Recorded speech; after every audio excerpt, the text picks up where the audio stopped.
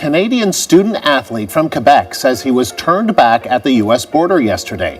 Yassine Aber was on his way to a track competition in Boston. Another Quebec Muslim has been denied entry into the United States. 20-year-old Yassine Aber is a student athlete from the University of Sherbrooke. He was traveling to Boston with his teammates for a competition when he was stopped at the Stansted border crossing on Thursday.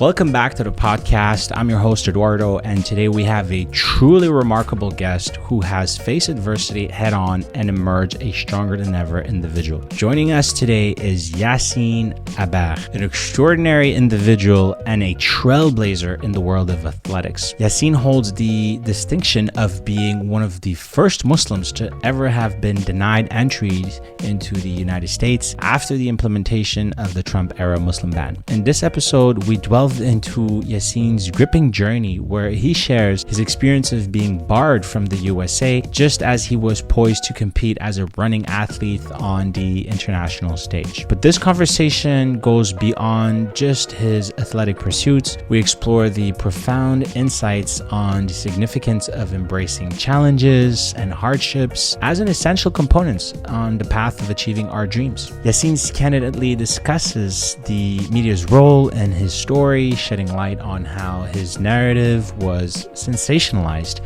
and also instrumentalized to capture the attention of the masses by overshadowing the deeper messages that he intended to convey. He gained a unique perspective on the intersections between his personal experience, media representation, and societal perceptions. What truly sets Yassine apart is how his faith served as a wellspring of inspiration, propelling him to push his limits and compete at the highest echelons of his sports. He shares with us the profound impact of his beliefs and how it affected his journey, offering us a glimpse into his inner workings and his drive and determination. Furthermore, we explore the intriguing paradox of fame, its potential pitfalls, and the remarkable ability that it affords to be a catalyst for positive change. During our conversation, we discussed the complex landscape of recognition, the fine balance between leveraging fame as a force for good and navigating its potential drawbacks as well. So prepare to be captivated by Yassine Aber's incredible story and his unique insight into resilience, faith, media dynamics, and the transformative power of faith. So without further ado, let's dive into this enlightening conversation with my friend and my brother, Yassine Aber. All right, Bismillah. So one of the reasons why I wanted to have you on the podcast, Yassine, is because one of the things that I feel we don't speak a lot within our community, specifically the Muslim community, is the importance of embracing the suck. And I think you as an athlete and someone who's achieving and crushing it and getting so many gold medals and recognition, I mean, you'll talk a little bit about it afterwards. You know what it is, right? The burning fire of discipline.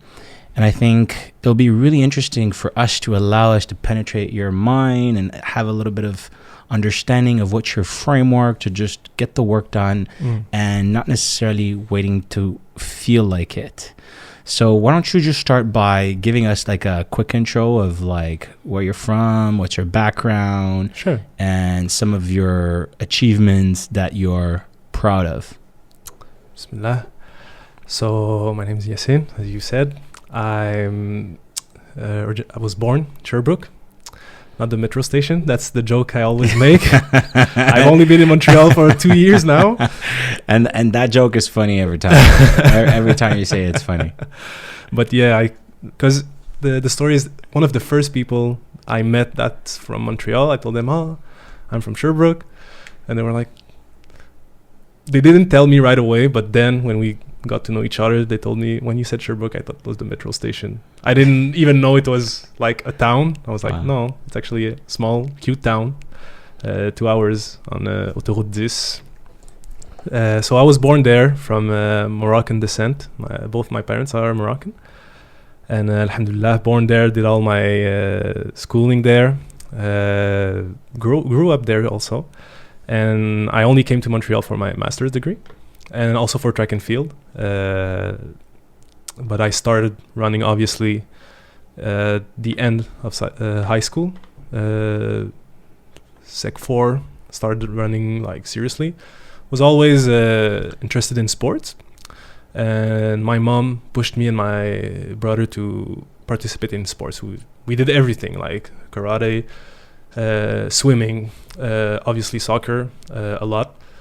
And her aim was to keep us as busy as possible, so that we don't fall into bad habits or become lazy or start hanging up with the wrong people. So it wasn't so much like a performance oriented. It was just to keep us busy, and also it's healthy to play around with sports. And she's really the one, her and my father, that pushed us to be like active, but never with like an objective of you need to perform, you need they didn't know so much about high performing sports, and they wanted to keep you off the street, basically. Okay.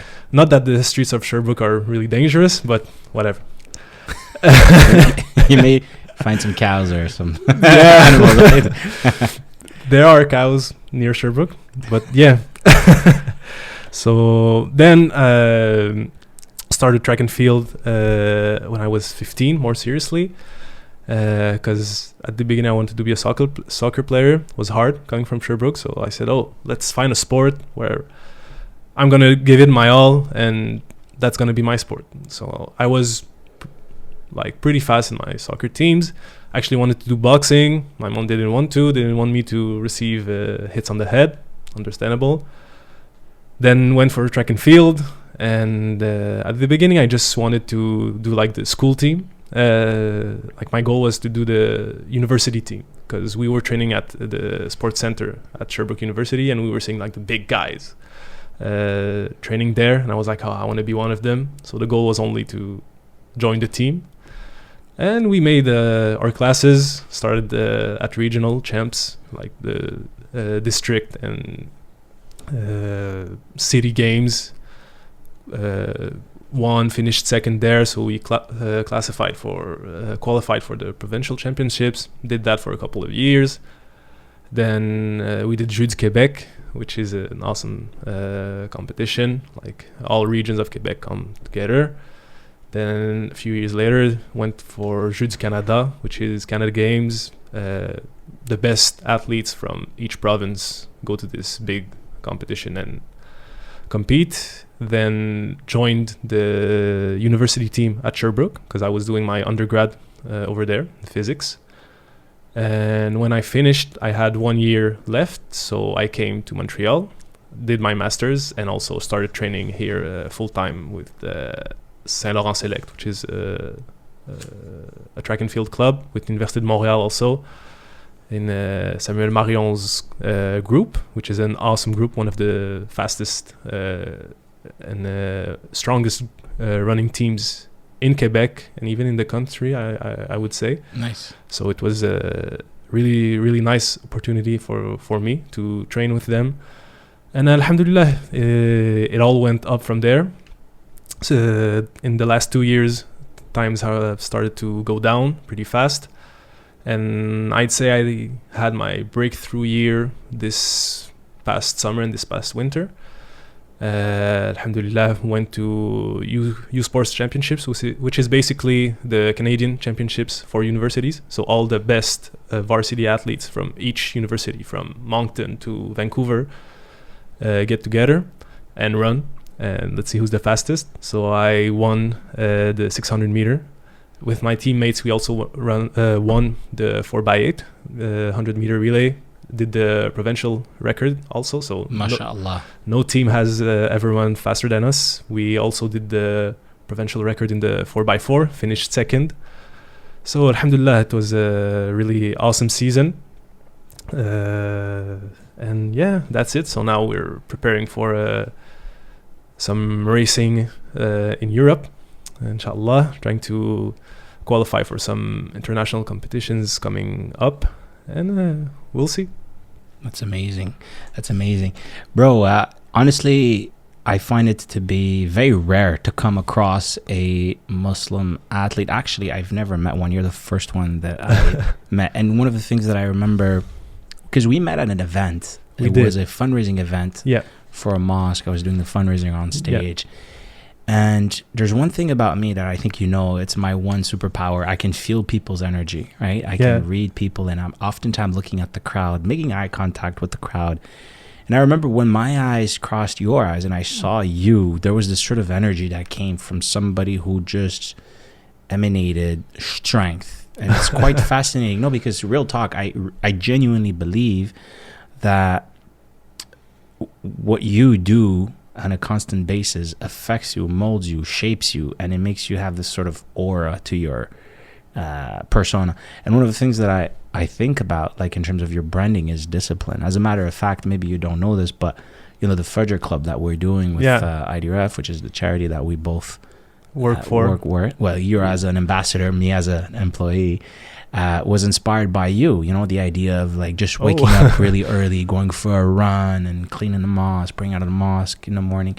Because I was like, man, I'm inspired by this guy, and I feel like the world needs more of Yassine, because there's a chapter that we've been completely prevented from reading in this book of life, which is the fact that in life you have to embrace the suck. As a matter of fact, I got the sense from you, and now I can't stop using it. Like, stop looking for sophisticated advice. At one point, you just have to realize you're never going to feel like it. Just show up to your training, do it whether you want it or not. It's not about like worshiping the feeling or worshiping the inspiration. Inspiration exists, but it has to find you working. And that's a common theme every time I talk to you.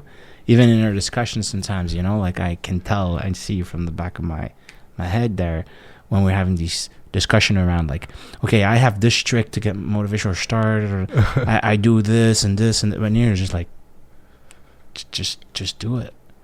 So my question to you here is, can you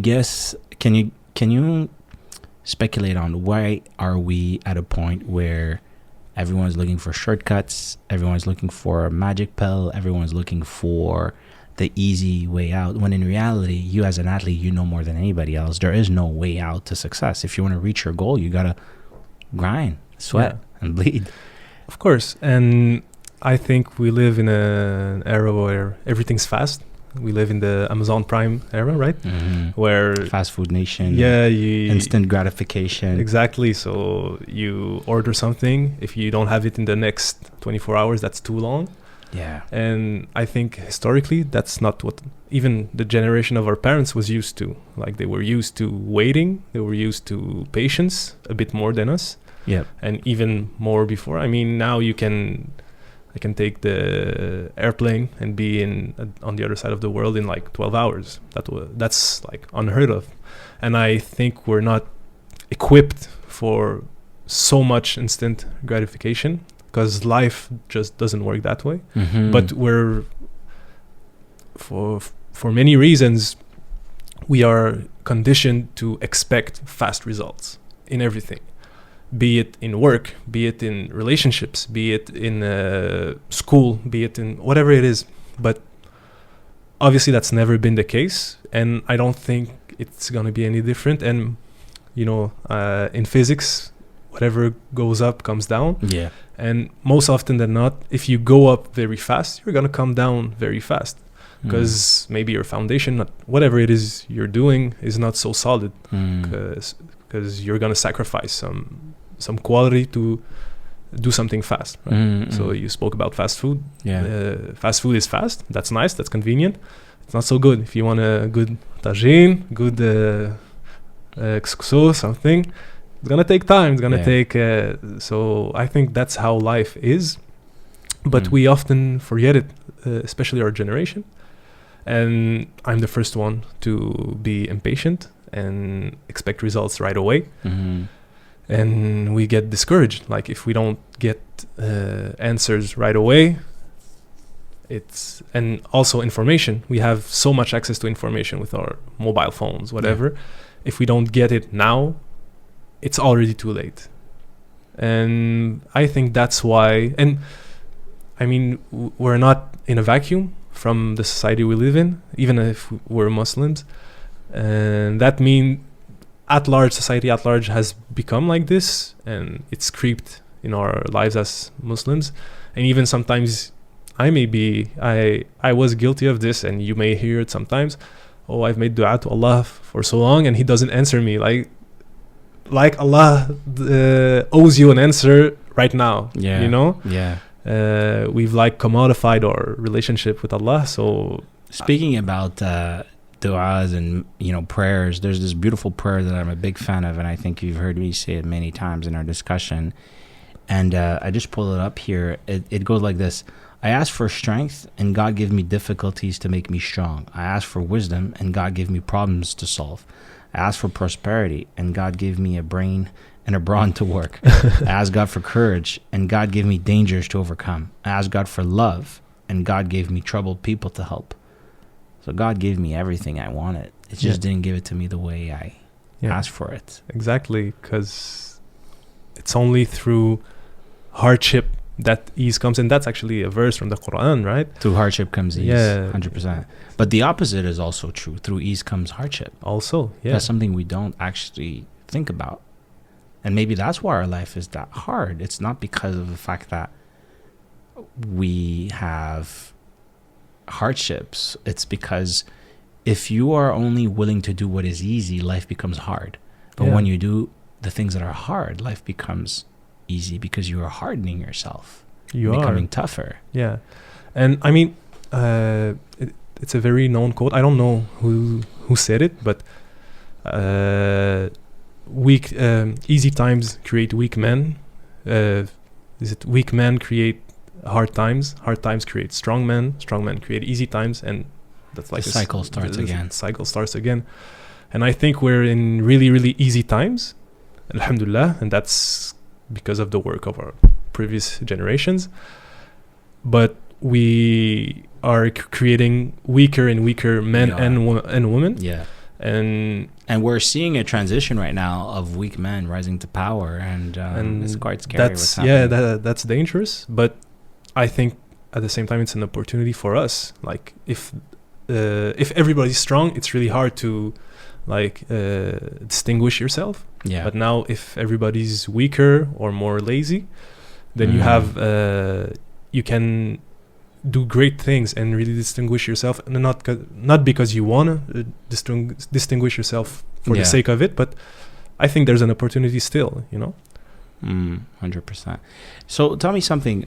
When you show up to your practices, let's say out of 10 practices, how many of them do you actually feel like going to? Like how many of them do you go like, yes, I want to go to this practice today, I'm actually excited? Or how many do you just say, hey, this is my job, I'm a professional, and professionals get to work? They don't ask themselves if they feel like it or don't, if they don't. Well, our workouts are really hard. Like they're really like physically exhausting, really, really hard. Like we rarely have any easy workouts. Like by workouts, I mean when you go to the stadium and do intervals. Obviously we have easy jogs and stuff, but they're really, really hard because you need to push your body to the limit to be able to get better, right?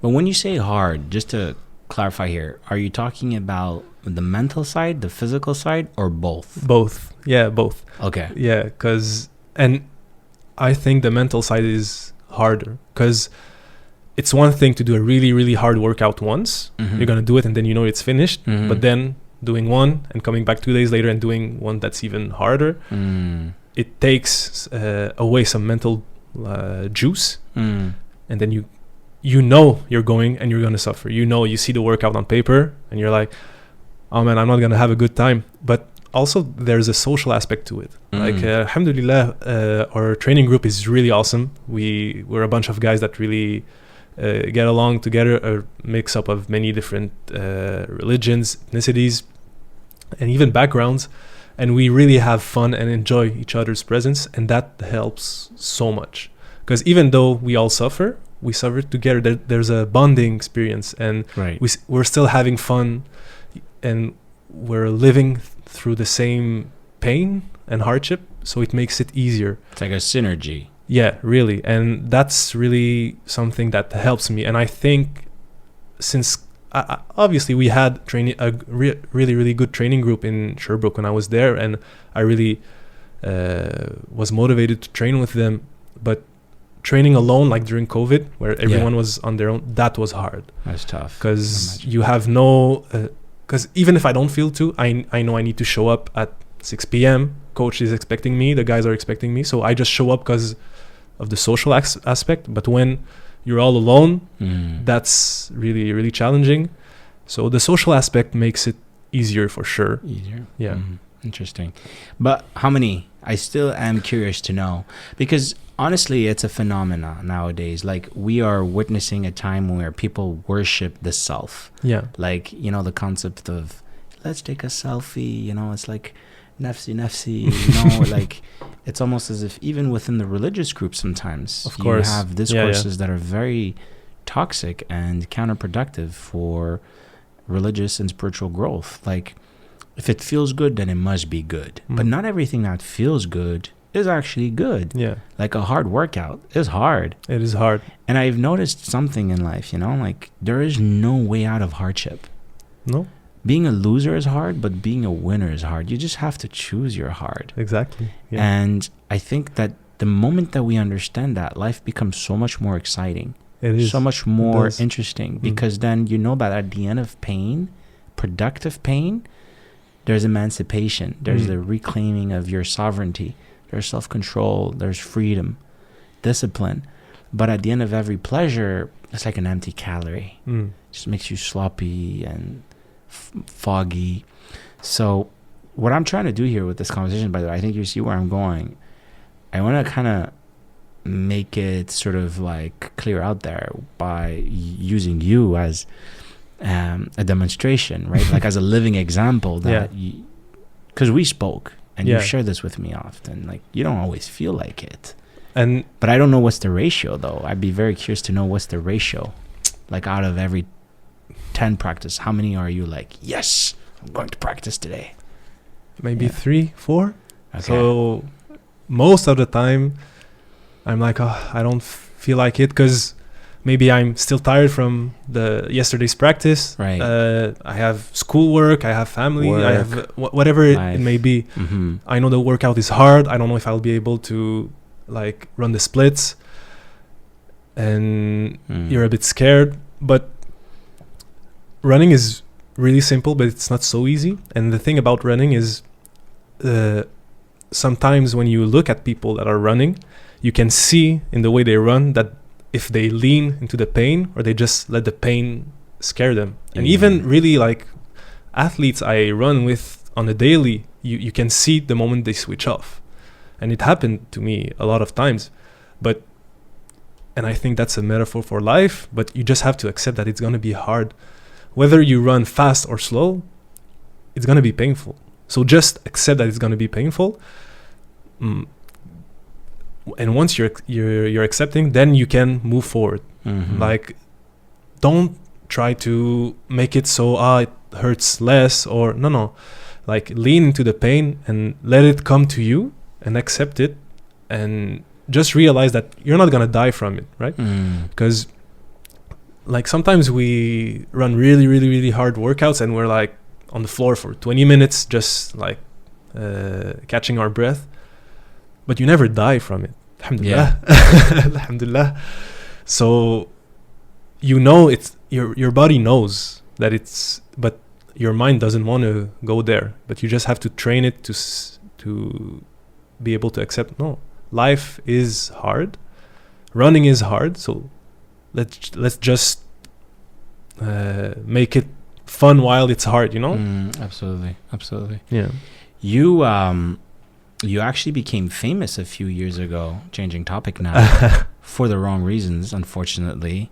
You were the first Muslim athlete to be denied entry in Trump America because you were a Muslim. Can you talk a little bit about that experience, and how did you go through it? I remember seeing you on the CBC. Yeah, and even the New York Times was calling. At some point, I had to like refuse interviews because it was really getting too much. I went to the United States many times before that day. So we're in 2017, I believe, or 2018. I'm not so sure, but maybe 2017. And I've been countless times to the United States, be it for like with my parents, just visiting, or for races. I've run in Boston, New York. I've even done some training camps over there, so never had any problems. And that day we are going with the team on a racing trip to Boston for a race. And for some reason, they get us out from the car. They interrogate me, ask a lot of questions that seem a bit random. What do you do? Who's your family? Like they really do the whole history. And at the end, they just tell you, well, you're not gonna go. Your teammates, your coach can go, but not you. Yeah, not you. And did they tell you what it was for? Or they didn't tell you. They never told you. The official reason they keep giving us is that my passport is not is expired. Wow. But it's not, obviously. But to be clear, everybody was allowed to go, and you were the only Muslim in the team. Is that correct? That day I was. You were. Yeah, Okay. that day I was. And I was able to go like a few months after, but it was really, really complicated. They asked a lot of questions.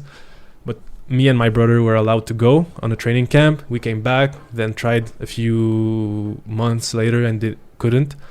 At that time, Muslims were being prevented access to accessing the United States because of this new policy from. Of course, but I know Donald a lot Trump. of Muslim runners like from Montreal or Quebec that went and didn't have any problems. So it's hard to make the link. We're still not sure why. I know some guys that have been denied access. I know some guys that have not. Because that's how it was broadcasted in the news. It so was. You would say that it was wrongly portrayed because it's not that black and white. What happened? Yeah, and what happened that day was, like, obviously all the guys went to all the team was in Boston. I wasn't. I came back home, didn't understand why, was very confused. And a girl on the team was like, that's outrageous. Let's speak in the media. And I'm like, who cares? Who's going to care about? Maybe I'm going to make like a small fait divers in La Tribune, which is the local journal in Sherbrooke. Maybe they're going to talk about me in the student journal. Headline and something like this. So I'm like, yeah, sure. I don't care. I'm just upset I'm not going to run. I don't even think about the big picture, politics. I don't think about this. I wanted to run, didn't get to. Missed opportunity. And 6:30 a.m. The radio calls me and they're like, yeah, you didn't get in. Is it because of Trump? And I'm like, what? No. TVA comes knocking on the door. And wow, the door of your house. Yeah. At my parents' house in Sherbrooke. That's like all in what, 48 hours, 24 hours? That's the 12 hours after. 12 hours. Yeah. It went really fast. And then that girl knows the right doors to knock at, right? She has good contacts in the media. Wow. I think she just contacted one media outlet and then it sent the ball rolling. Okay. Like it spread like wildfire. Yeah. It was a scoop. Yeah, it was a really big scoop from what I understand. And I was affiliated with Sherbrooke University. So right away they put a media agent with me, René, who's a really, really great guy. To this day, I thank him because he get me like grounded that day because we had so many interviews. I had to go all over the place and he was coaching me a bit because obviously Sherbrooke University was scared of what I was going to say because I represent their university and they wanted to make sure you were politically correct. But I think personally they were scared for nothing because I wasn't going to put myself in trouble, not because I represent, just for myself, Right. I'm not going to say something on national news that can be held up against me. I know it's going to be held up, and it was held up against me for no reason. I was portrayed as having some links with some people that I didn't have some links to. And so... we, alhamdulillah, Allah made us calm that day, and we were able to calm ourselves. My parents were there with me, and we were able to navigate the different interviews. And journalists kept trying to take the word from you. Are you accusing Trump of this? Or no? Right, and to this day, I'm not accusing him. I don't know him. He did nothing to me. I don't know why I've been refused.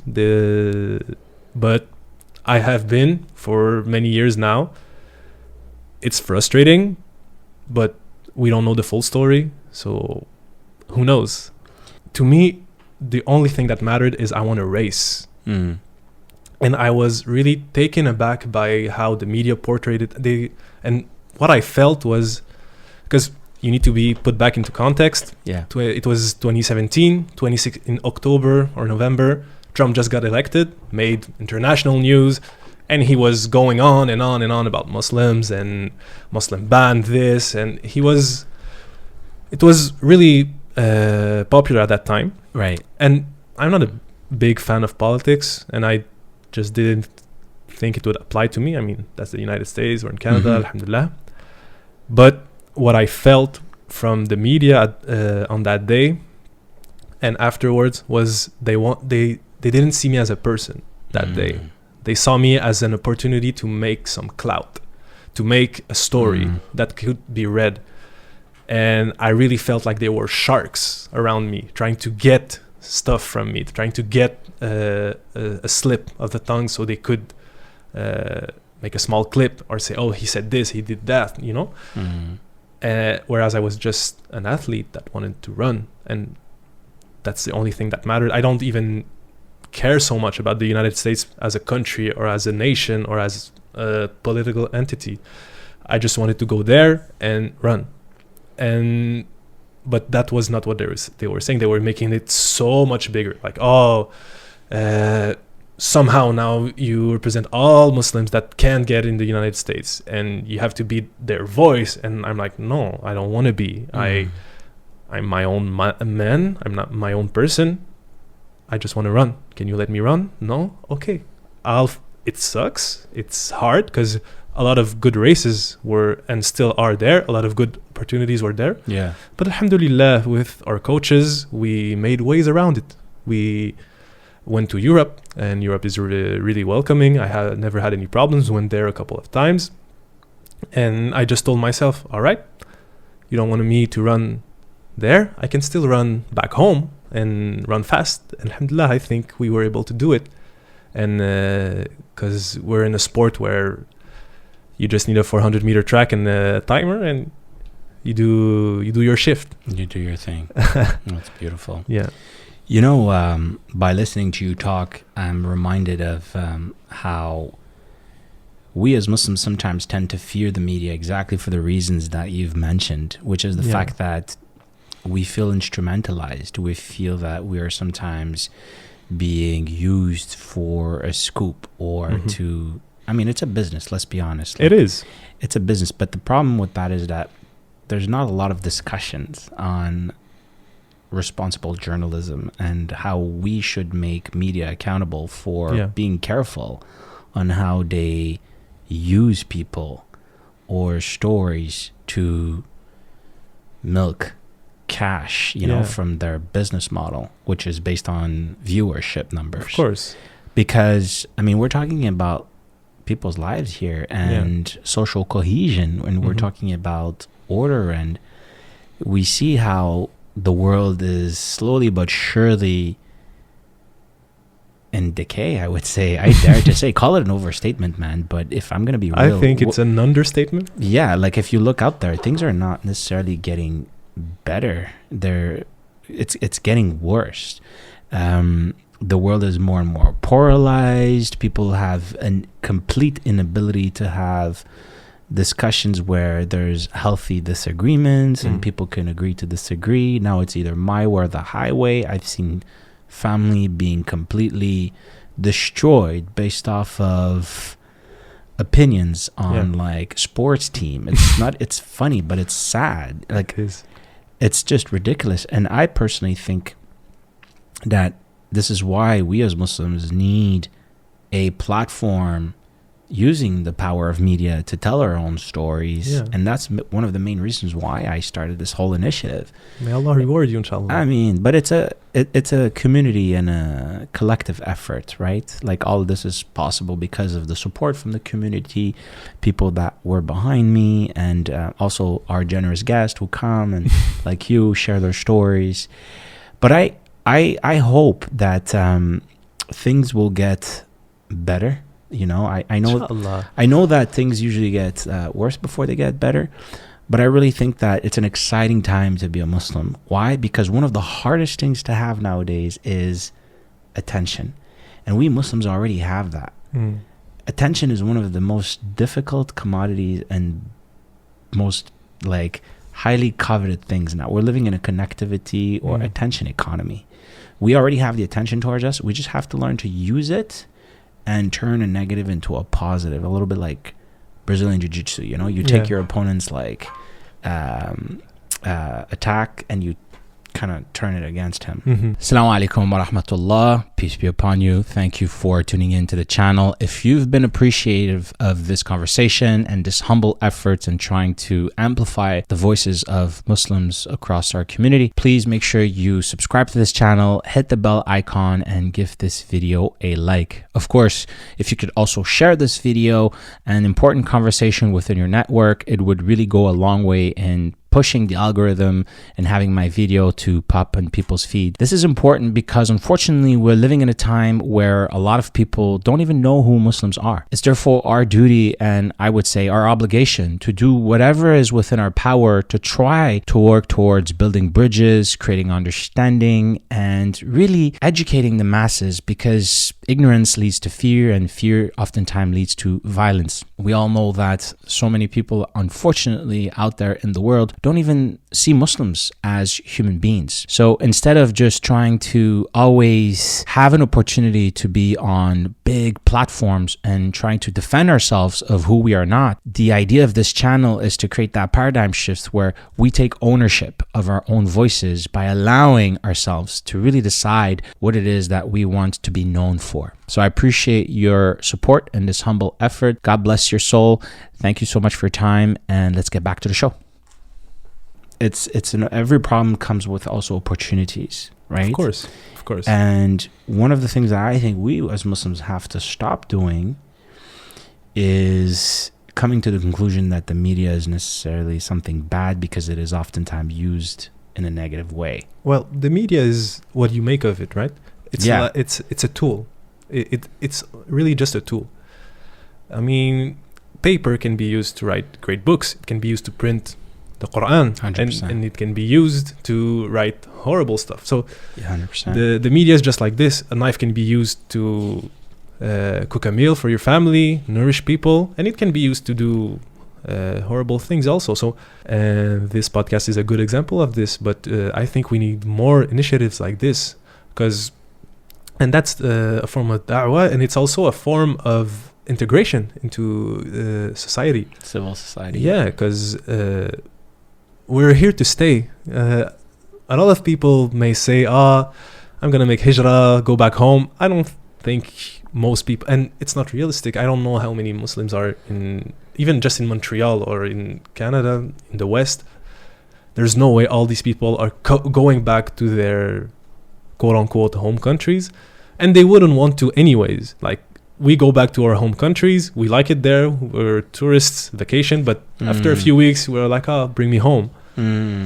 So we're here to stay. We need to stop acting like we're temporary here. No, inshallah, we're here to stay. Our children, most of them are going to be raised here. Their children too. So let's act like we are here to stay. Yeah, and build strong roots in this society. Reach out and let people know who we really are. If we just become insular and isolate ourselves, people will just, if there's a void, it's gonna get filled somehow. So if we don't tell our own stories, the media is gonna do it for us. Enemies are gonna do it for us. Far right, whatever you want to call it, they're gonna do the work for us. And so I think we need to and alhamdulillah, in any community you have many talents. There's people that are more creative, more athletic, more cerebral, whatever you want. But there's not only one path to success. It's not if you're not a doctor, a lawyer, or an engineer, that's it. No, we need journalists that are Muslims and tell their own stories. Maybe inshallah we have our own newspapers that are run by Muslims with a Muslim code of ethics, and we show what good journalism based on Muslim values can be like. And I mean, maybe that's a dream, but that's really a vision I'm having. Like, I think, like you say often, Muslims are sitting on a gold mine, and we just don't know it. And if there's anything you get from this podcast, is all the success I have, I attribute it to my faith. I don't attribute it to my genes. I don't attribute it to luck. No, it's all, my faith has helped me more than my training. Although we trained hard, and I'm really grateful to my coach and my coaches that were there and my training partners. All of that is really, really, really good. But more than that, my faith is what grounded me in all those hard times, and that's what helped me become the man and the athlete that I am. And that's what people need to know. That's the power of Islam. Because I wasn't I wasn't so good when I was young. Like, I wasn't the superstar athlete in high school. I wasn't even good. I didn't get picked up for regional championships the first time I tried. I had trouble just being the best in the city, let alone in the country, right? So, but I really, really am convinced that my faith grounded me and helped me stay focused, stay disciplined. We pray 5 times a day, no matter what happens. That's a school of discipline, right? So yeah, I went a bit on a tangent here. I'm so sorry. It's beautiful to hear you speak about it so openly, because it's so easy for people to feel, oh, I've achieved success because I was disciplined, because I was coming from a good social economic status, but in reality, everything you have is a result of what God decreed for you and what God gave you. Like, what is choice if not the culmination of a bunch of things that's put into your identity box that are not even decided by you? Meaning, what parents do you get, your gender, the country you were born, right? How the economy is going at the time you're living, world stability, all those factors like play a huge part of who you are. It's not to take away your willpower or your decision to choose, because we believe in qadr, right? We believe in destiny, but we also believe in free choice, which is that you have the ability to decide based off of those things that are given to you, right? What you're going to do about it. And ultimately, I think that's what I think you and I, at least as far as I'm concerned, like, we gel, because we subscribe to the idea that, there's a lot of things that you don't decide, but there's still a lot of things that you do decide. Of course. And make the best out of it. Have a plan. Have a structure. Have a strategy. It's not just going to happen by saying, I'm a man of faith and God's going to favor me. No. It's like, put in the work, and those two discourses have to be together in a complementary fashion. And as a convert, this is one of the things that I struggled the most when I converted to Islam a few years ago, is that I saw within the secular group, an extreme of, I'm the master of my own destiny, and I can do whatever I want, and everything is possible. And on the other side, like on that side, these people work really hard, and they're usually very high achieving, and they're, conquering. But on the other side is, it's okay. This world is not really where our abode is. It's all in the hereafter. So whatever happens, qadr of Allah, God willed it. Let's just have sabr. Let's have patience. Let's just make dua that things are going to get better. And I think the reasons why I'm talking about that is because that's how faith is perceived oftentimes. It's this complacent thing for lazy people. But here you are, an athlete performing at the highest level, who have that duality in his identity. And that is, for me, so important to showcase to the world, because, you know, when you say my faith propels me to be who I am, we need more of that. And we need people to say that more often. Inshallah, but like Habib, sorry to cut you off. You know Habib? But I know, speech? And Habib so humble, was mashallah. was one of the biggest inspiration in he changed my life. Mashallah. He really did. When you started, or at what point? I was already running for a few years, maybe 5-6 years. Mm-hmm. And I didn't have so much success, but alhamdulillah, a bit. And I remember his fight with McGregor, I believe. How many years ago was that? A few years, like forever. 4 years ago, maybe. Wow, already? Or 3 years. I'm not sure. Okay. I'm not sure. Maybe 3. But he was like, I always felt that I'm a Muslim, but I should maybe hide it. I don't want to pray in public. I don't want to show that I'm Muslim, but not too much, you know. But here's this guy, he's Muslim, and he's confident, and he's proud of being Muslim. And not only is he proud, he's having success, and he's attributing all of his success to his faith. And that day when he won and went on that stage and said, Alhamdulillah, I know you guys don't like it, but I say it, Alhamdulillah. And I was like, wow. It was so empowering. And I was like, I want to be like that guy. I want to be someone that people look up to as a sabab, as a means. I'm getting closer to God. Yeah, exactly. I don't do running for the gold medals. We really don't. It's nice, of course, but it's not your goal. I do it ultimately so I can have this platform and can showcase my faith. That's really all there is to it. That's why I go through all this training, these sacrifices, just so people can ask me and tell me, okay, where does your success come from? It comes from Allah. That's it. That's the only objective I have. And I remember vividly when Habib won, something changed in me. I was like, okay, I can be Muslim and I can be successful. But and he also said many times that he's obviously a really good model. He's good to his parents, stuff like that. Always prays on time.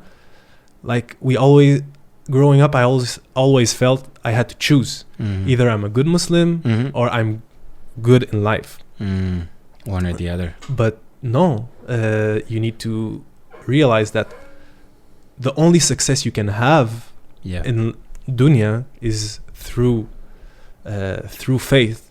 And even if you have like material success, which is often what's like glorified now, even if you have cars, women, money, fame, glory, if it's not rooted in faith or in something deeper, you become depressed, you become an empty shell. And a lot of millionaires, billionaires are the most depressed people.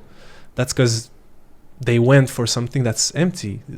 Dunya doesn't really matter. Success isn't getting the money.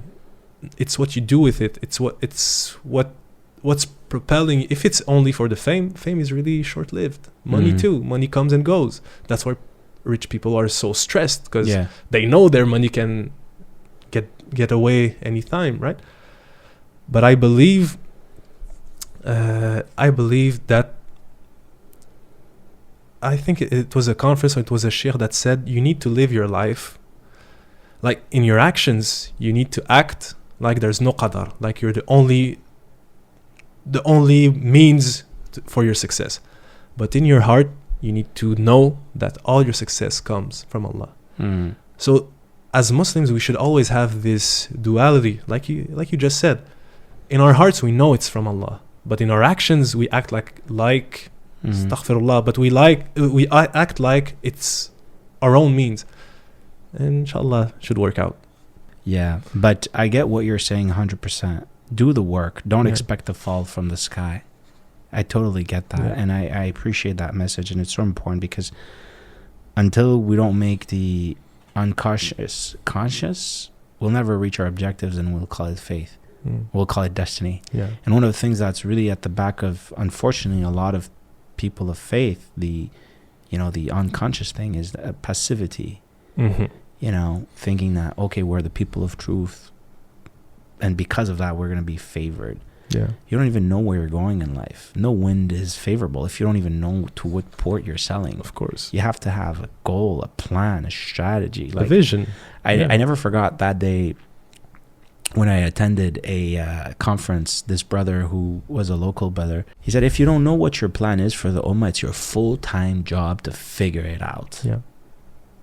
And that really struck me, because I think it's so important for us to make it taboo to just be bourgeois Muslims who think we're going to be okay without having a plan. Just the same way that it's unacceptable for you to be in your late 30s and live in your parents' basement and play Xbox or PS3 all day, or PS4, I don't know what's out there. PS5 now. Oh my God. It's so late. Yeah, I don't play video games. We should make it taboo for us to just think that it's okay for us to increase, or not increase, get out of our pity party without having a plan or without having a strategy as to what it is our contribution. Like you said, we have a multitude of skilled people in all different walks of life. Yeah. I mean, you name it, whether it is, in medicine or in law or journalism, Of course. even athletes like you, mashallah. We have plenty of those success stories.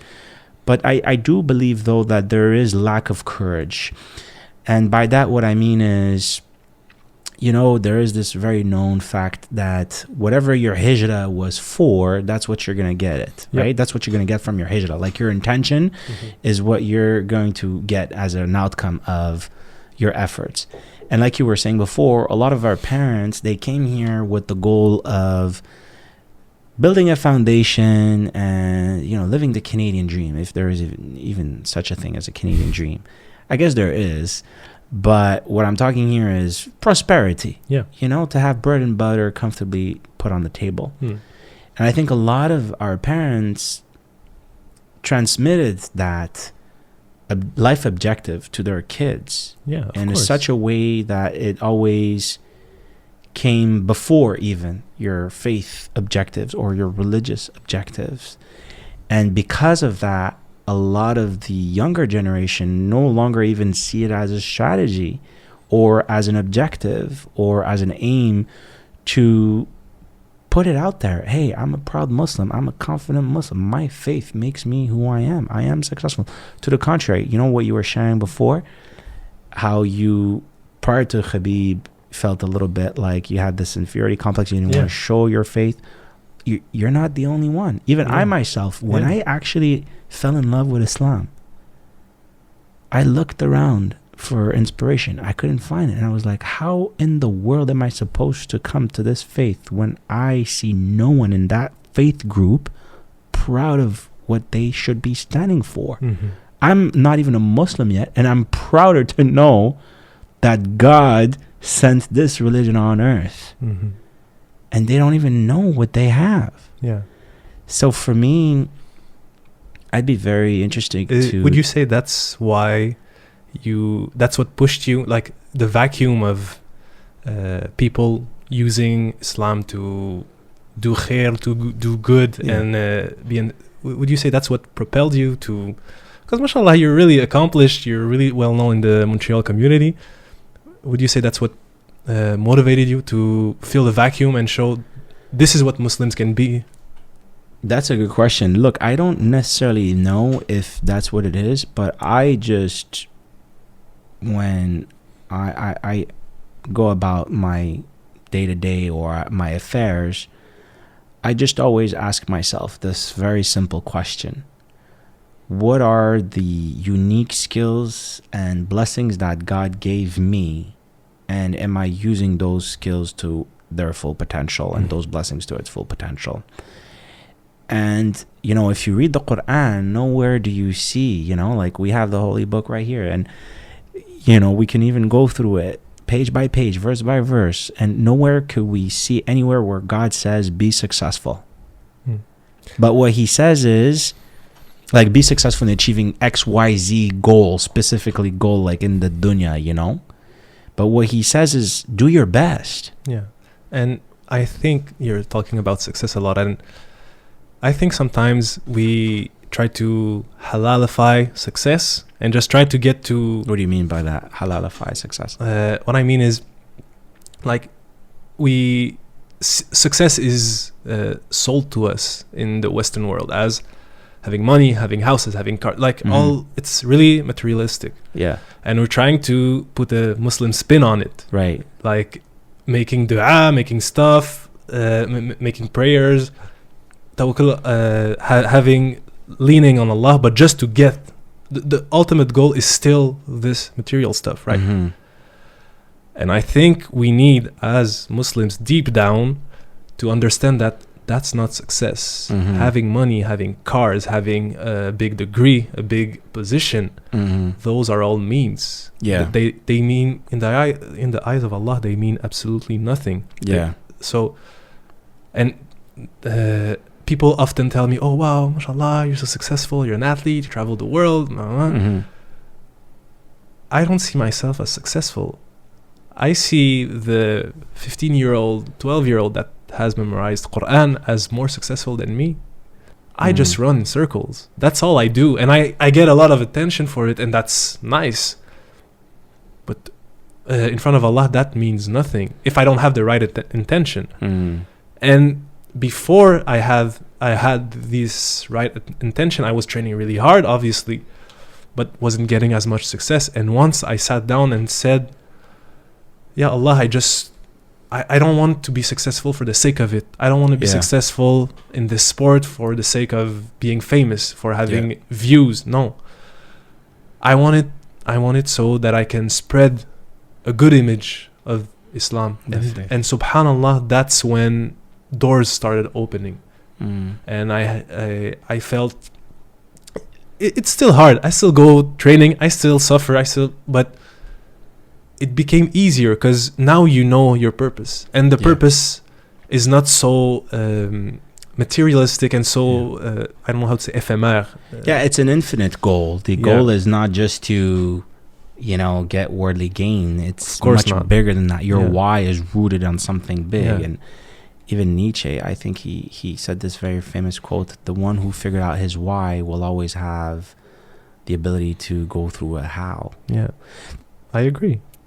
And I mean, I think it's our brother Naufel that was saying this a few days ago. He said, the only way to sell something is if you're convinced of your product. Not that Islam is a product. Astaghfirullah, it's way better than this. But if we're not even convinced that Islam is the truth in all aspects of our lives, how are we supposed to be proud of it? So I think the reform needs to come from ourselves first. Are we really convinced? 100%. And I'm guilty of this. Like, I know the social... I mean, Sherbrooke was... when I grew up, it was mainly... I was, most of my life, maybe the only minority... forget Muslim, just immigrant child. Me and my brother, we were often maybe the only ones. And it's hard because you want to fit... You don't want to be alone. You want to fit in. You want to have friends. You don't want to... And so I always had this drive to try to fit in, maybe at the expense of my identity as a Muslim and my religion a bit. May Allah forgive us all. But I mean, once you realize what, like you said, the gold mine that we have, now you can become... I almost feel like I had to convert all over again. Like, see, am I really convinced with Islam, or is it just something I'm practicing because my parents are? Right. And then you learn about it, then you're challenged by your colleagues in class, and then you're like, no, this is the truth. This is what I believe in. No matter where I am, no matter what my parents tell me, alhamdulillah, they raised us on faith. So we could be in this environment from very young, but sometimes I feel Muslims are not even convinced themselves. Yeah. And sports was just it's almost like I stumbled on it by accident. Obviously, when I was younger, you see sports, you're inspired by it. You see the Olympics, but as you grow older, you're like, Allah gave me this talent. Let's make the most out of it. And it just so happens that it's popular. Well, track and field isn't so much popular, but it's really, you get into the limelight, you get a lot of attention. It's impressive to be a good athlete. Of course. But there's a lot of people that are even more impressive than I am, be it in whatever their field is, but just they're not they don't have the spotlight, and that's fine. We shouldn't look for the spotlight, and I feel like people often these days look for the views, look to get the attention. And not that I'm a big famous person or anything, but my experience coming from Sherbrooke and with the incident that happened when I was denied at the border, it made national news. I was quote unquote a superstar in Sherbrooke. Like, I kid you not, because Sherbrooke is a really small town, obviously. I couldn't go to the grocery stores without being looked at, without being stopped. I was with my mom. I remember one time from my car to the stadium, I was stopped like 4 times, and people talk to you, and people recognize you, and people share your story. And I'm really introverted. I don't like attention at all. And this experience like convinced me I never want to be famous. And I don't like it. I hate it. Even now, sometimes you get a bit of attention on social media because you run fast, whatever. That's good. That's okay. But I still don't like it because and people often say, oh, but you're saying this because you want to like fake humility, right? No, it's deeper than this, because I know what fame does to your heart. It corrodes it. You know, you get addicted. It's really addicting to have all this attention on you, and you start to feel a sense of entitlement, of kibr, and of superiority on other people. I am Yassine, the national champion. Respect me. No, right. Get down. You're the same old guy that was there before. Just because now you ran a bit faster than other guys, you're gonna feel entitled. No. Fame is really, really dangerous when you're seeking it just for the sake of it. I like that nuance, and I appreciate it, because I was gonna actually ask you if you thought it was an absolute statement or if there was some exceptions to it, because I believe that you're absolutely right. If it's not in check, fame has the potential to corrupt your soul and destroy you. But I believe that if you have good mechanism and good checks and balances and systems around you to stay humble, then it could be a very powerful tool for change. I want to call it a tool, but it's just for lack of better words. It's a medium to achieve an impact. Because think about it. Now you're talking to me, and we could have had this conversation one-on-one, and we sort of had before, right? Very similar conversation one-on-one. But the reason why we're actually trying to do this, which means to have this conversation on podcast, is because we want to be able to reach other people, because we believe this conversation could be of benefit to some people looking to understand the mindset of an athlete, understanding the Muslim psychology, our experiences, and, you know, truth be told, allowing a more nuanced perspective of who Muslims are and Islam to enter the public arena. So this is beneficial. And we won't necessarily hit the 1 million views, neither am I. Who cares at the end of the day, right? But if it ever happens, then we shouldn't necessarily turn our back on it and say, hey, you know, that's bad for us, unless we know we don't have the ability to deal with it. But if we don't have the ability to deal with it, my philosophy is try to figure out a way that you can control it. Because yes, it's dangerous, but driving a car is also dangerous. But you get in your car almost every day. You just have to learn how to drive, take classes, right? So I draw this parallel because for a long time I used to think like you, and I'm nowhere famous too, and I'm not aspiring to be. But at a micro level, sometimes you could also have that mindset, oh, why are you going to go on stage? Who do you think you are? You know, being on the spotlight. Or, oh, why are you going to put the camera in front of you and talk? So I think it's really important for us to, like, for example, have these systems where we deliberately keep ourselves grounded, whether that would be by making sure you're, cleaning the toilet of mosques, or whether it is that you have an agreement that you will cook every day for your family, no matter how busy you are, or that you will once in a while volunteer at a soup kitchen. I don't care, come up with your own plan, but have that thing in place so that you never allow yourself to go up in the clouds and think you're bigger than others. Exactly. And sometimes, even if you're not so famous, it's going to be money, right? You don't have to be famous, but you'll have a lot of money, drive a nice car, have a nice home, and you'll feel entitled. All of these dunya things, these worldly things, they get to your head and make you feel like you're above. So all of these mechanisms are really important, but more than fame or money, obviously money is important if you want to have a strong community. We can't deny that, right? And you said it often, we need leaders, and a lot of times in the Muslim community, but in society at large, I think we're conditioned not to think for ourselves. Right. We're conditioned not to be leaders. And when I mean leaders, I don't mean become the prime minister of the country. That doesn't matter. You can be the leader of your own home, of your own family, with your wife, with your children. That's a leadership role you need to assume. Yeah. And you spoke earlier about, but why should I go and take up the stage? Well, maybe you're the best person to speak. You have the good oral skills. And if someone's better, let him do it.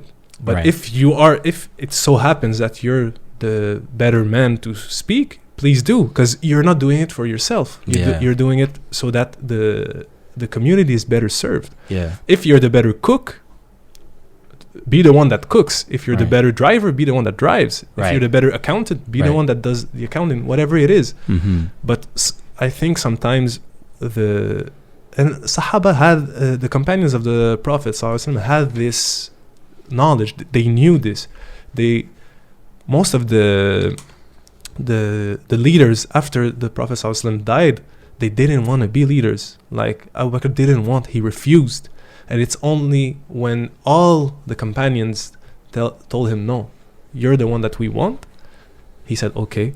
And he took the responsibility on himself and did what had to be done. Same thing for Umar after him, right? Yeah. So now we have it twisted. We're looking for leadership. Yeah. We're, in fact, not so much for leadership. We're seeking positions of power just for the power, just for the clout. Yeah. Because we don't know the huge responsibility it is. When you take on responsibility, be it of a country, of an organization, of whatever it is, you're responsible for these people. Yeah. And that's in the eyes of Allah, that's huge. That's heavy. But if you're the best man to do it, take the responsibility and serve the community. And if Allah takes it away from you, that's fine. Yeah. I feel like this is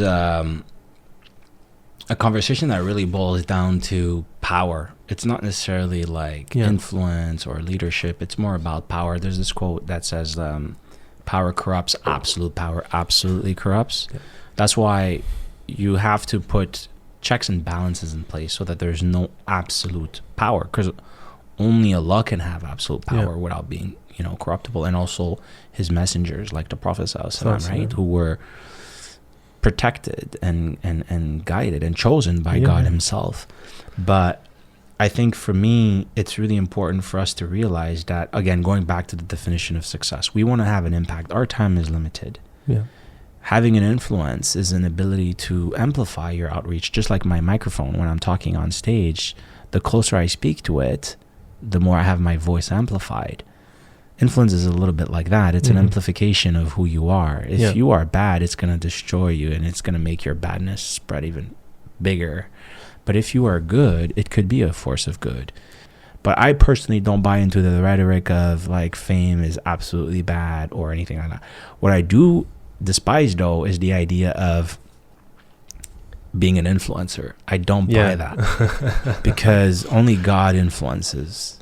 Our job is to spread the message, to share what we believe, and to put it out there for the world to decide whether they like it or not. Yeah. We're living in a market of free ideas, and just like any other market, the best idea always prevails. So going back to the definition of success, for me, success really, if I have one definition, is in the effort. It's in trying. It's by doing your best, right? To get something done, right? Something that is in alignment with who you are, your values, your life objectives. Don't care about the results. Don't care if it's going to be a flop. And that is hard. And I would dare to say that this is the Islamic definition of success. Because, again, going back to the Quran, Allah simply asks us very clearly, just do your best. Because he, as our creator, he knows that when we do our best, it's enough. Yeah. But sometimes the problem is we don't achieve our goals because we think we've done our best, but we really haven't. We've fooled ourselves. We kid ourselves that we've done our best. Like, oh yeah, I missed my alarm. Okay, what time did you go sleep the night before? What did you do the night before? Did you even set a proper intention? So sometimes you think you want, but you don't really want it. You're just thinking that you want. And I'm part of the school of thought that personally believe that if you really want something, you can get it. And the only reason why most of the time you don't really get it, most of the time, if not always, is because you don't really want it. And that's very difficult for people to swallow as a pill. My mom made it very simple for me. She told me at a very tender age of 5, the 3 steps to getting anything you want in life is I want, I can, and I do. But it starts with I want. Yeah, for sure.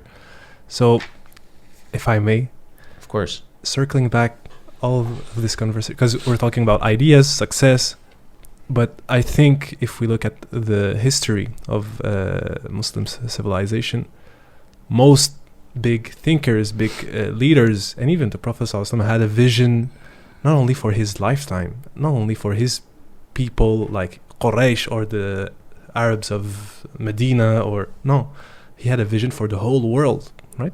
He had a vision for the whole ummah, the whole Muslim community. And most leaders that we are looking up to now, like Muslim leaders that we're reading about in history books, they had visions for generations and even for when they were not going to be in power and even dead. And I think that's maybe what we lack now. We're only thinking short term. Like we said, we're really impatient. We only see the next day, the next minute, the next instant gratification, but we're not willing to do the long, hard work. And maybe the generational work. Maybe we're planting seeds now that only our grandchildren are going to see. Right. Like our parents did. They're the ones that built the mosques. And maybe the mosque was only a small local in the basement of a big complex. But now it's became, slowly but surely, it became a big community. I'm curious to know, because obviously you're my senior, you have children, mashallah, you're married. What's your vision for the Muslim community in Montreal, but in Canada at large, in the West at large? What's the Muslim community should look like? What do you wish it could look like in maybe 20, 50, 100 years? That's a really good question. I think it's the question. What's the plan? What's the vision? I think that going back to the quote where I shared to you before, until you make the unconscious conscious, you'll never reach your objectives, and you'll call it faith. I think we as a Muslim community have to learn to have crucial conversations, difficult conversations with ourselves, and understand our limitations, our psychological, self-imposed, self-limiting beliefs, because we have plenty of them. That came as a result of colonialism, and that just created a massive amount of dysfunctionality. And at the same time, ask ourselves, why were we even colonized? Like Malik Ben Abi, who is one of my favorite, Muslim intellectual from Algeria, he said Muslims were colonized because they were colonizable. Hate it or love it, there's wisdom behind this quote. Some countries get invaded but don't get colonized. And I think that in the Muslim community, we have to start admitting that we unfortunately are not good practitioners of our faith. We pay lip service to our faith. We have to understand that Islam is a transformative power. It's a transformative faith. But in order for it to have its effect, it needs to penetrate the heart. And the first and most important way that it penetrates the hearts is by you understanding it, studying it. And it has to start with learning the Arabic language seriously, learning history, spending times with mentors. I mean, the same way that you became an athlete through the mentorship and the guidance of coaches. We have to stop thinking we can become like, scholars by just taking a weekend class or reading a few books and thinking of ourselves as being qualified to speak about faith as if like we know it all. So it has to start with humility. It has to start with the fact that, yes, we have more to offer to the world than the world has to offer us, but it's still very possible that I can learn about my faith through a non-Muslim. Yeah. And we have to start with that humility. And the obsession that some Muslims have to think that they can only learn from something that has the word Islamic is also part of the problem, or the word Islam or Muslim on it is part of the problem, because that's a deep sign of an inferiority complex that comes from this inability to understand that the truth can come from anyone. It can even come from the mouth of your enemies. Of course. And if I may, recently, like a few months ago, I moved to Côte des Neiges, and I'm living just outside Outremont. And there's a lot of the Jewish community is really big there. They're really implanted. They have a lot of synagogues, and sometimes I run over there, and I often see them, like the Jewish people in their classic Jewish, I don't know what it's called, but their attire. They have their hat, their curly hair, and they're unapologetically Jewish. They don't care how people look at them. They're just being them. And as much as we don't maybe agree theologically with what the Jewish may preach, what I learned from them was, I'm Jewish, and I don't care what you say. I'm me. And that changes, because you see them thriving as a community, and you see them just being them, and they don't care. So I was like, why aren't we Muslims like this? Maybe I should start being like this. So a small thing I did, started going out with my thobe. Not because it's halal or haram. That's out of the conversation. You can very well pray and be a good Muslim with pants and a t-shirt. That's not the point. But if Jewish people can be, and I think they're even more, like numerically, they're even more a minority than we are. But there's 17 million Jews approximately in the world. And, almost 2 billion Muslims. Right. And they show it, and they are proud of it, and it's okay to each their own. Yeah. We should be as well. We should be proud of being Muslims. And that's, subhanAllah, just living with, not that I live with Jews, but living in the same neighborhood. Yeah. I've learned it from them. So I see what you're saying, but I think it's also sometimes a slippery slope to live your faith with the intention of projecting confidence or being proud. It's actually a good thing, but it could lead to a rabbit hole.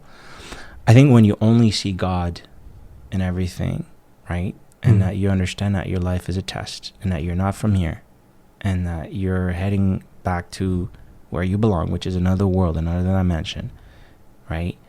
That you're trying to get back to where you belong, which is paradise and Jannah, because that's where we all come from. I think the life that we live in becomes very different. It becomes different, and it becomes exciting, because you know that it's no longer about, is what's happening to me good or bad? It's about, how do I go through this test with wisdom, grace, and serenity? And going back to the vision, starts with humility.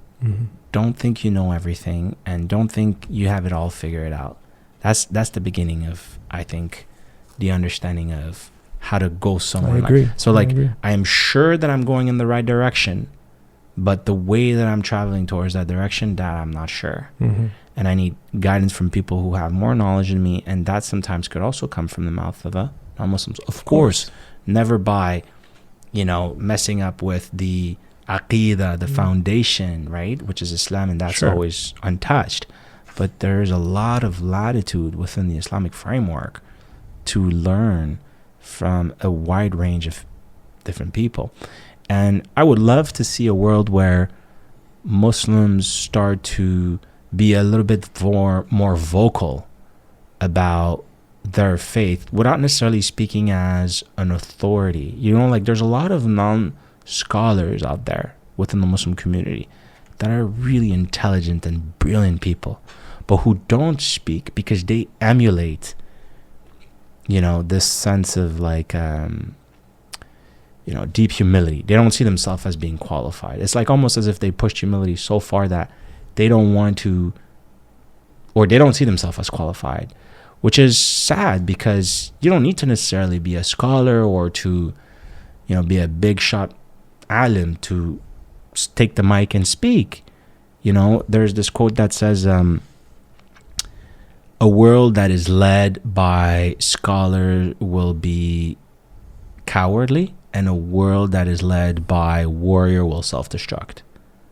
In other words, you need a balance of scholars and warriors, and they have to sort of complement each other, and both have to have a platform to influence society. Of course, but to push back maybe on your what you're saying a bit, not everyone is made for the spotlight.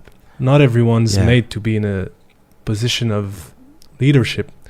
And although I agree that maybe many people should be in the spotlight and are hiding from it, I think, and that's in any community, any society, most people are most people. Most people just follow. Followers. Yeah. And however, I think all Muslims should be willing to at least lead their own lives, be leaders in their own lives. Like, leadership is not only taking the mic at a big event, speaking, having thousands of people listening. No, that's not what leadership is. Leadership is, are you able to lead up your own nafs to where it needs to go? Yeah. Then look at your family, your parents, your spouse, your children. Are you able to lead them? If every Muslim can just focus on his own family unit, family structure, that's all we need. And naturally, I think natural born leaders, or people that want the spotlight, that are able to take the spotlight and like it or not, but they're gonna rise up, and those small leaders in their own, they're gonna follow, and they're gonna help them achieve. Because behind every leader, there's a lot of people that are the foundation, that do all the hard work behind the scenes, and those people are as important as the one, maybe even more. But just to be clear, I agree 100% with you. I'm not saying everyone should be on the spotlight, but I do say with full conviction that if there is any community out there that has a lot to give and contribute to the world, it's the Muslim community. But it is also one of the most silent communities. I agree. Like, how do you explain the fact that I only came to learn about what's happening in Palestine after I became a Muslim? Because Muslims don't speak about what's happening in Palestine. You know, a lot of us, for example, you know, converts before becoming Muslims, you know, we still think that all Muslims are terrorists. Why is that? It's because Muslims are not talking or advertising or preaching about their faith. That's a problem. We have to understand that it's everyone's birthright to know about Islam. Forget about converting anybody. Birthright to hear about the message. How many people do you think have never heard about it?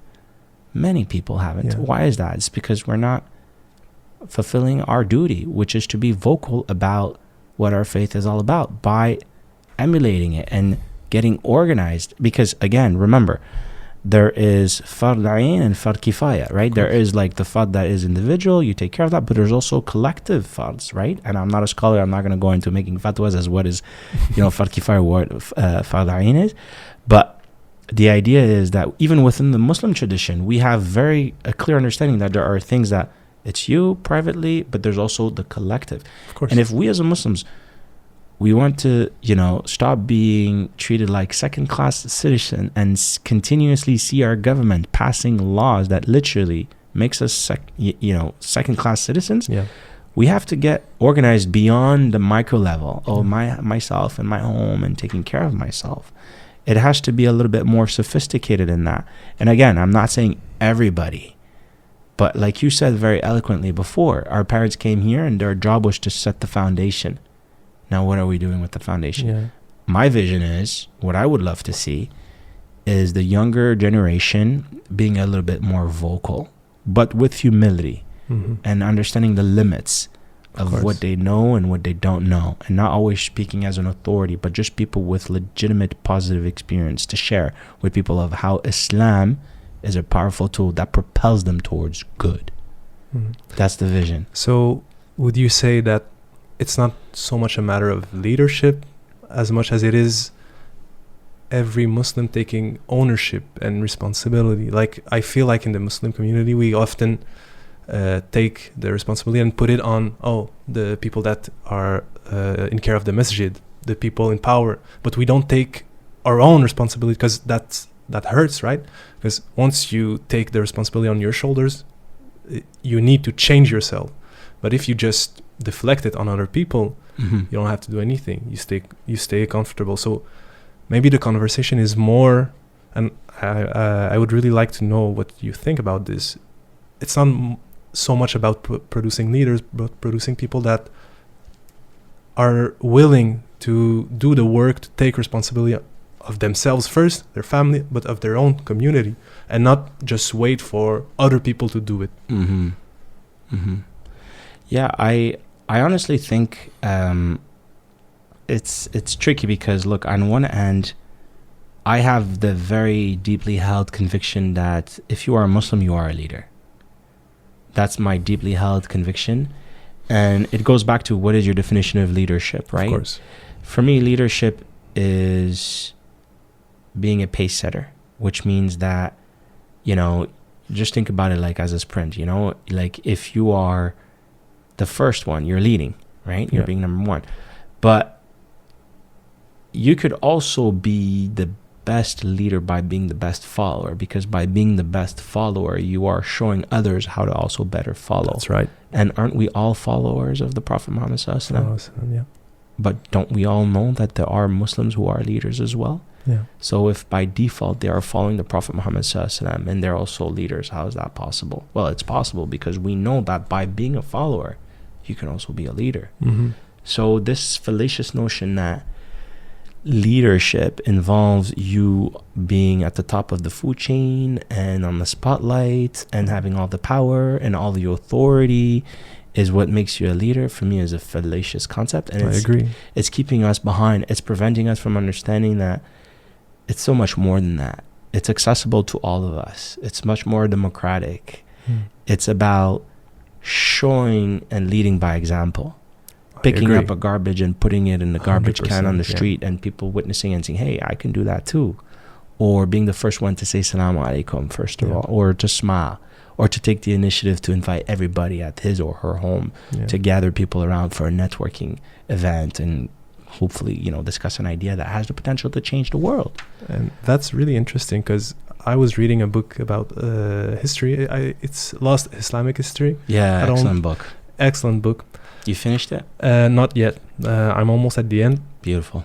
And you know how we often hear in the media or that Islam spread by the sword, and to some extent it did. There were military conquests a bit, but today the biggest Muslim population is in Indonesia, Malaysia, all those places, right? The Far East, and those regions, there was never any war over there. That's not how Islam spread over there. Merchants, Muslim merchants went over there, and they started exchanging with the local people, and the local people saw how honest they were. There's even like stories where the Muslim merchants would sell two pots, and one would they would look the same, but the Muslim would say, no, this one is defective, so I'm gonna sell it to you for less. That's how honest they were, because that was driven by their own faith. And people saw that. They were amazed by that. Who in their right mind would even tell something like this? Right. And it showed them by example. They led by example. And subhanAllah, now today in 2023, Malaysia, Indonesia is one of the biggest Muslim community, and the most strong Muslim countries in the world. They're really solid. They have really good foundations, mashallah, because it was based on the behavior not so much on showing off. No. So I think that's food for thought. Well said, man. We've been talking now for almost 2 hours. SubhanAllah. Let's finish with some rapid fire questions. I just want to ask you something. Sure. What is the biggest compliment you ever received in your life? The what? Biggest compliment, which means an insult, but it is also at the same time a compliment. For example, I've been told I watch too many motivational videos because I seem too motivated. So the person just assumed like that sarcastically, you watch too many motivation videos. Well, thank you. This means that you're acknowledging that I'm a motivated person. So for you, what is it that you've ever received that was a compliment? Maybe getting banned in Trump America is one of them. Oh, thank you. You're acknowledging I'm a Muslim and I can't go in. Okay, no problem. Oh, that's a good one. I often receive, oh wow, you've accomplished so much. People often tell me this, but that's a compliment. It's not a compliment. But I'm gonna explain to you why I feel it's an insult. Because in my mind, I feel like I haven't accomplished anything right yet. Right. So I feel like people are, of course, they're complimenting me, but I feel like don't stop there. Don't just see the accomplishment. See what even more you can do. Does that make sense? Yes, it does, but it's not a compliment because a compliment is like with an intent to also insult.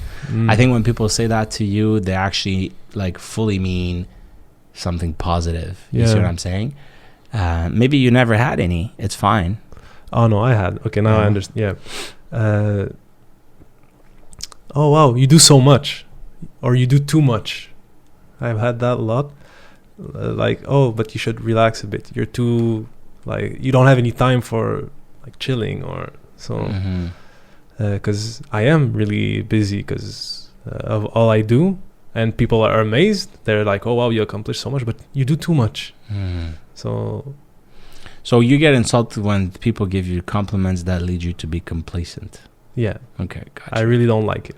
Got you. What is the mistake that you've done that you learned the most from? Oh wow.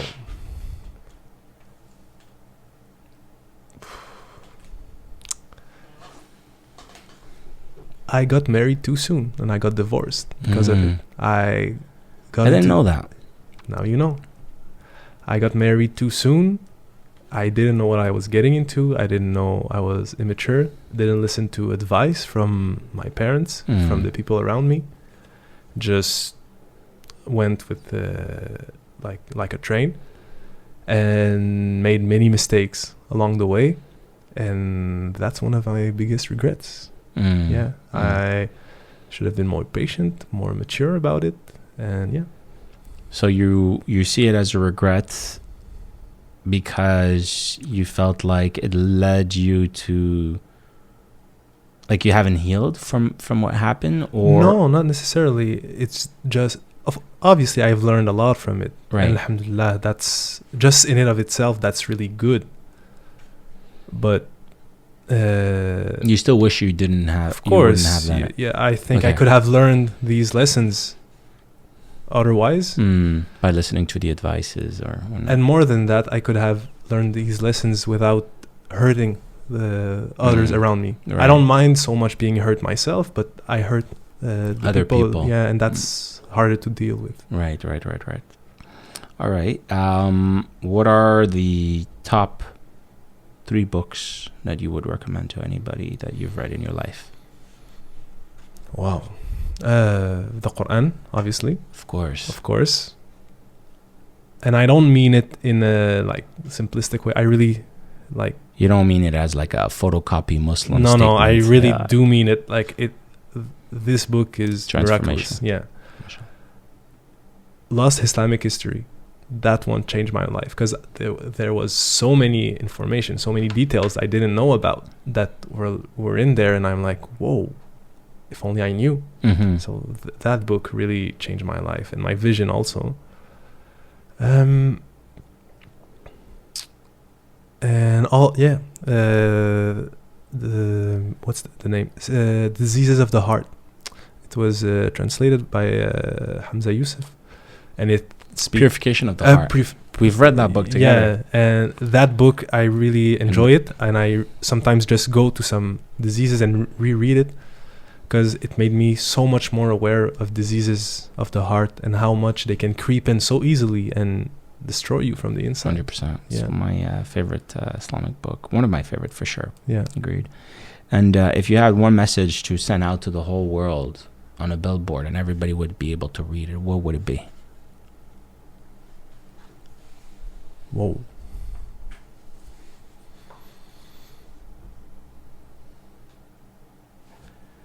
Take your time.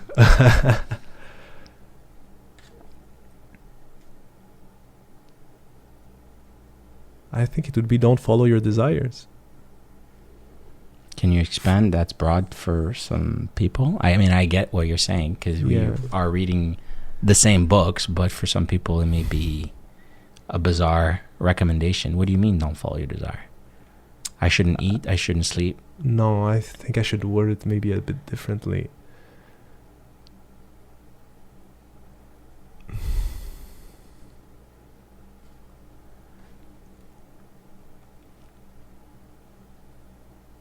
And that's a hard one. That's a really hard one. Yeah, look, if there's nothing, maybe... No, there's so many ideas, but how do I see it? Maybe you could think about it. I mean, at the end of the day, the idea here is to think about these types of questions. And I think it would be... No, I think I have a good idea. Yeah. Follow the truth wherever it is. That's a beautiful statement. And always be true in whatever circumstances you find yourself in. That's a bit longer though, but I like it. Follow the truth wherever it leads you. Yeah. I love it. So powerful.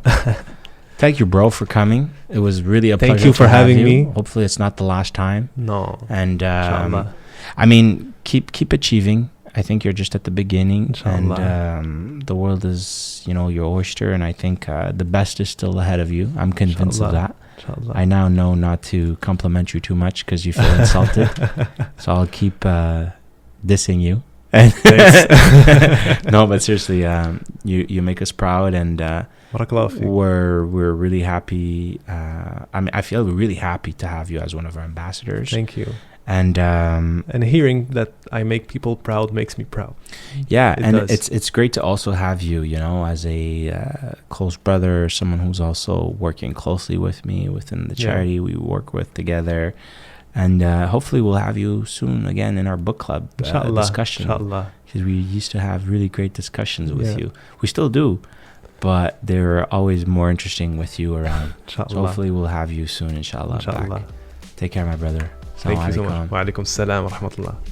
Thank you so much for tuning in to this episode. Your support means the world to me. If you found value in this conversation, please consider liking it, sharing it, and also subscribing to the channel. Your engagement helps me spread the message and empower our community. I also would like to express my heartfelt gratitude to all the sponsors and supporters who have made this channel possible. Your generous support is truly invaluable, and it's what enables me to continue this work. Without your contribution, I wouldn't be able to create content that helps reshape the perceptions of the Muslim community. By sharing these conversations and insight, we're working towards a more nuanced understanding of Islam and who Muslims really are. Together, we can challenge stereotypes, promote unity, and build bridges. So let's keep this positive momentum going by supporting, engaging, and amplifying our voices.